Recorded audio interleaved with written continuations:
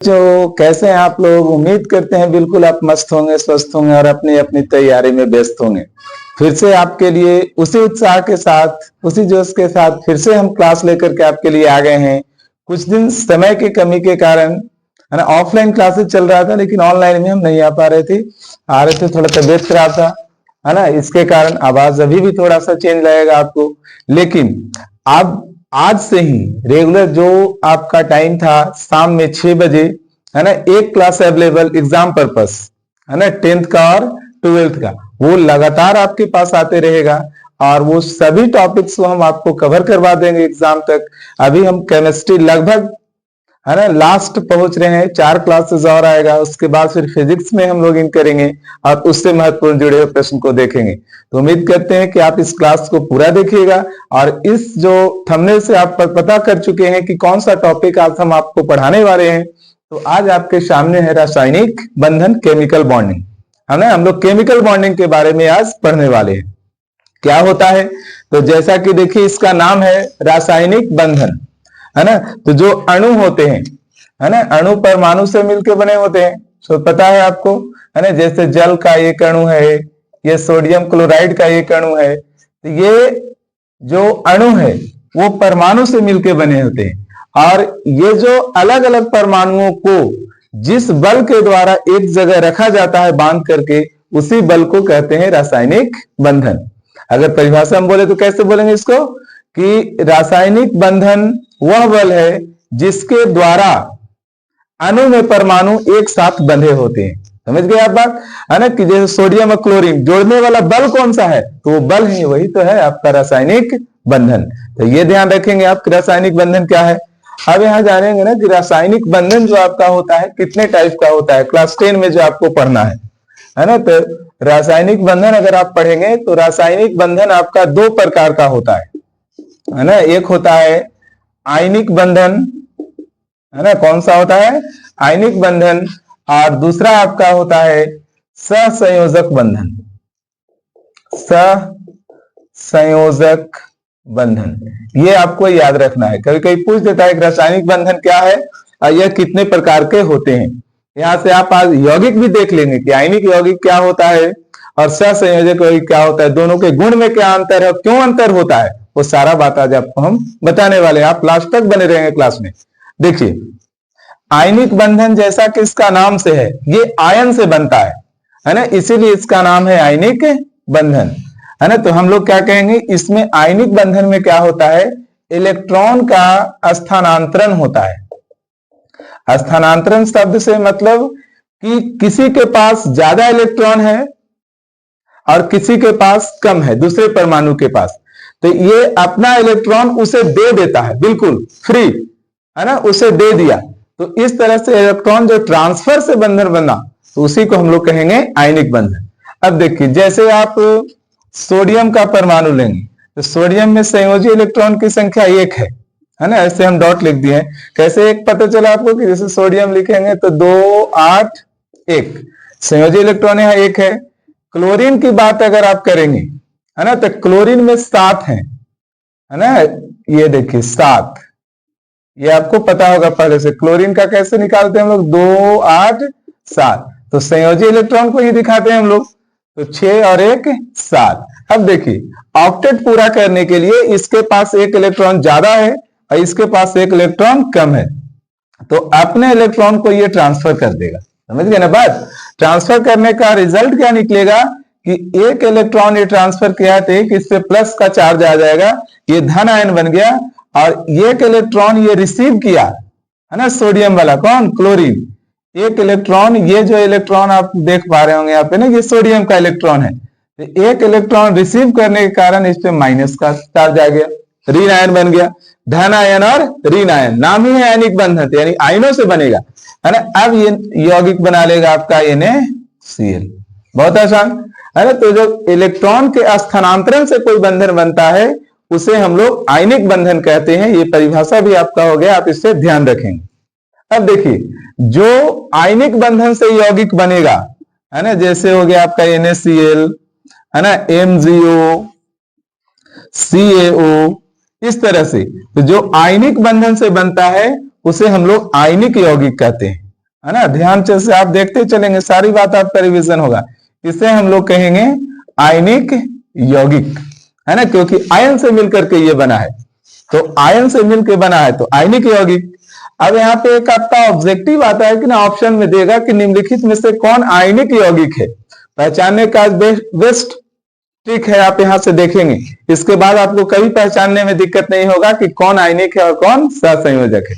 कैसे पहचानेंगे कि आप देखेंगे यहाँ पे कि अगर इस यौगिक में एक धातु है और दूसरा अधातु है, सोडियम धातु है, क्लोरीन अधातु है, यहाँ पर मैग्नीशियम धातु है, ऑक्सीजन अधातु है, कैल्शियम धातु है, ऑक्सीजन अधातु है, तो इस तरह से अगर एक धातु और एक अधातु अगर आपको दिख रहा है फॉर्मूला में, है ना, लिखा हुआ है, तो समझेंगे वो कौन सा यौगिक है, आयनिक यौगिक है।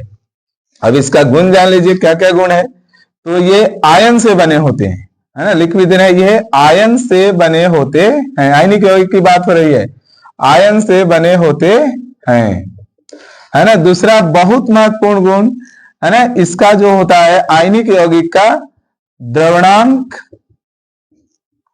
और क्वथनांक, है ना, द्रवणांक और क्वथनांक बहुत ही उच्च होता है। आप इसे गर्म करते रहें, ये मेल्ट होने वाला नहीं, पिघलने वाला नहीं। जैसे नमक ले लें आप, सोडियम क्लोराइड, है ना, आप इसे गर्म करेंगे ना तो ये काला जल करके हो जाएगा, लेकिन ये पिघलने वाला नहीं है, यानी इसका द्रवणांक और क्वथनांक बहुत उच्च होता है। तीसरा सबसे बड़ा गुण इसका कि इसका जो जलीय विलयन रहेगा, जल में अगर इसे आप डालते हैं तो इसका जलीय विलयन जो आएगा, जलीय विलयन, जल में अगर इसे आप घोल लेते हैं तो इसका जलीय विलयन विद्युत का सुचालक हो जाता है, समझ गए, जल में घुलनशील भी है, ये विद्युत का सुचालक भी हो जाता है ना। तो ये आयनिक यौगिक में डिफरेंस पूछता है, वहां पे आपको ये काम देगा। आयनिक यौगिक क्या है, आयनिक बंधन क्या है, आयनिक यौगिक को कैसे आप पहचानेंगे, ये बता दिया गया।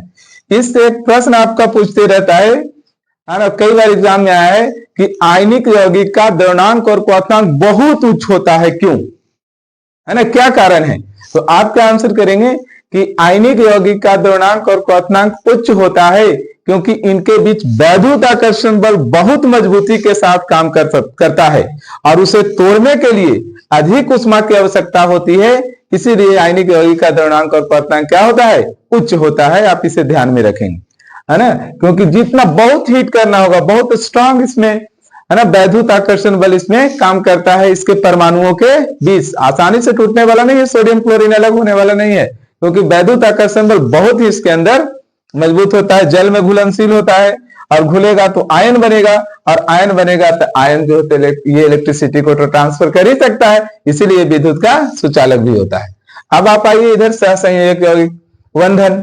तो जैसा वहां पे विदित है कि ये आपका जो है सो ट्रांसफर से बना, और इसमें ना साझा करेगा, पार्टनर समझते क्या ना, जैसे 100 रुपये पिकनिक मनाने जाएंगे आप, कैसे, है ना, तो ऐसा कोई नहीं आपका मेंबर मिलेगा, किलो हम 5,000 दे दिए, आप जाओ पिकनिक मनाओ, है ना। वहां पे क्या होगा कि पार्टनर साझा पे आएंगे वो लोग, है ना, कि 500 रुपया तुम लगाओ तो 500 रुपया हम लगाएंगे, और 1,000 को जो सामान आएगा उस पर दोनों का बराबर अधिकार होगा, है ना।